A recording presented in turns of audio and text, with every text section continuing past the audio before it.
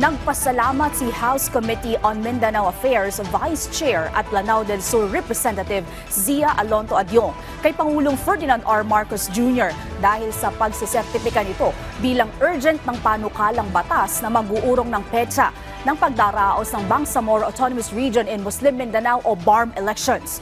Ayon pa kay Adyong, inaasahang makakatulong ang hakbang na ito para matugunan ang kasalukuyang mga issue sa rehiyon bago maghalalan.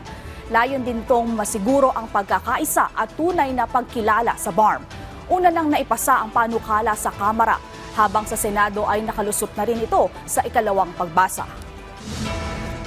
Nagpapasalamat tayo kay President Bongbong Marcos kasi nga parte sa kanyang priority yung pag-angat ng BARM. Alam naman natin ang BARM ngayon ay sa transition period pa. Unfortunately, with the decision of the Supreme Court excluding Sulu as part of the court territory, nagkaroon siya ng impact doon sa selection ng seats na magbubuo ng 80 seats sa Parliament. So it's very imperative and very important that before we can proceed with the election, dapat ma-redistribute muna itong 80 seats na to.